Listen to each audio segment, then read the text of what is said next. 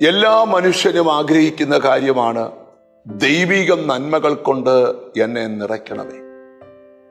ധാരാളം മനുഷ്യ മനസ്സുകളിൽ ശൂന്യത അനുഭവപ്പെട്ടുകൊണ്ടിരിക്കുക. എത്ര ശ്രമിച്ചിട്ടും, എത്ര പ്രാർത്ഥിച്ചിട്ടും, എത്ര ആരാധിച്ചിട്ടും, എത്ര സ്തോത്രം പറഞ്ഞിട്ടും ഒരു മുന്നേറ്റം പ്രാപിക്കാൻ കഴിയാതെ മനുഷ്യ മനസ്സുകളെ വല്ലാത്ത പ്രതിസന്ധികൾ അലട്ടിക്കൊണ്ടിരിക്കുമ്പോൾ വേദപുസ്തകം തരുന്നൊരു വെളിപ്പാടാ വായിക്കുന്ന 103-ാം സങ്കീർത്തനത്തിന്റെ 5-ാമത്തെ വാക്യം. നിന്റെ യൗവനം കഴുകനെ പോലെ പുതിയ വരത്തക്കവണ്ണം അവൻ നിന്റെ വായ്ക്ക് നന്മ കൊണ്ട് തൃപ്തി വരുത്തും. 2 സന്ദേശങ്ങൾ ഇതിനകത്തുണ്ട്. നിന്റെ യൗവനം കഴുകനെ പോലെ പുതുകി വരും എന്ന് പറഞ്ഞാൽ ഇപ്പോൾ നീ അനുഭവിച്ചു കൊണ്ടിരിക്കുന്ന ചില പ്രതിസന്ധികളെല്ലാം മാറി നിനക്കൊരു പുതുമ ലഭിക്കാൻ പോവാം. കഴുകനെ സംബന്ധിച്ച് കുറച്ചു നാൾ പറന്നു കഴിയുമ്പോൾ അതിന്റെ തൂവലുകൾ ക്ഷയിക്കുവാൻ തുടങ്ങും, അതിന്റെ ബലം ക്ഷയിക്കുവാൻ തുടങ്ങും. നേരെ കഴുകൻ ചെയ്യുന്നൊരു കാര്യമുണ്ട്. അമ്മ പറന്നുയരങ്ങളിലേക്ക് പോയി വലിയ പർവ്വതത്തിന്റെ മുകളിൽ പോയി വെയിൽ കൊണ്ട് ആ പാറയുടെ മുകളിൽ കിടക്കും.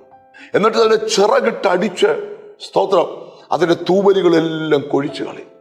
അല്പദിവസം അത് ആ പാറയുടെ പുറത്ത് കിടക്കും. അല്പദിവസം കഴിയുമ്പോൾ പുതിയ ചിറക് മുളച്ചു വരും. സ്തോത്രം.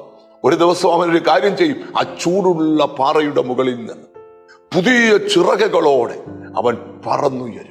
കാരണം പിന്നെ അവനെ ആർക്കും പരാജയപ്പെടുത്താൻ കഴിയത്തില്ല.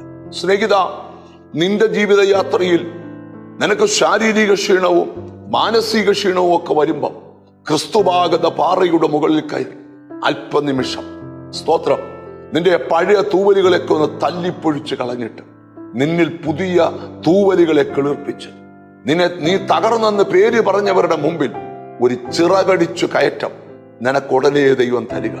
അവിടെ എഴുതിയിരിക്കാം, നിന്റെ യൗവനം കഴുകനെ പോലെ പുതുകി വരത്തക്കവണ്ണം അവൻ നിന്റെ വായ്ക്ക് നന്മ കൊണ്ട് തൃപ്തി വരുത്തുക.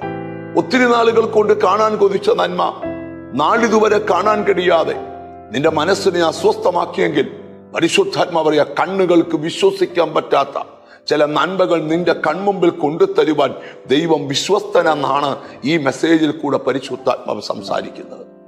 ഈ ദിവസങ്ങളിൽ നിന്റെ കണ്ണ് ചില നന്മ കാണാൻ പോവുക. യെശയ്യാവിന്റെ പ്രവചനത്തിൽ ഒരു വാക്യമുണ്ട്, മനസ്സ് വെച്ച് കേട്ടനുസരിക്കുന്നെങ്കിൽ ദേശത്തിന്റെ നന്മ നീ അനുഭവിക്കും. നീ അനുഭവിക്കേണ്ട നന്മ വിദൂരകളിലല്ല, നിന്റെ അടുക്കൽ തന്നെയുണ്ട്. നോക്കിയാ കാണാവുന്ന രൂപത്തിൽ, കൈകൊണ്ട് തൊടാവുന്ന രൂപത്തിൽ നിന്റെ അടുക്കൽ ആ നന്മ നിപ്പുണ്ട്. കർത്താവെ, ആ നന്മകൾ കൊണ്ട് എന്നെ നിറയ്ക്കണേ, ആ അനുഗ്രഹങ്ങൾ കൊണ്ട് നിറയ്ക്കണമേ എന്ന് ഉള്ളിന്റെ ഉള്ളിൽ നിന്ന് ദൈവത്തോട് പ്രാർത്ഥിക്കാം.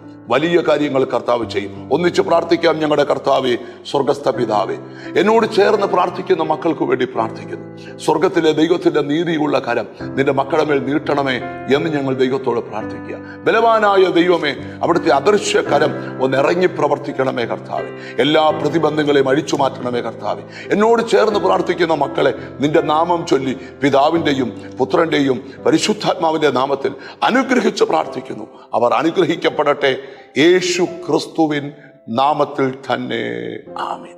നിശ്ചയമായിട്ടും ഒരു നന്മ നീ കാണും. God bless you.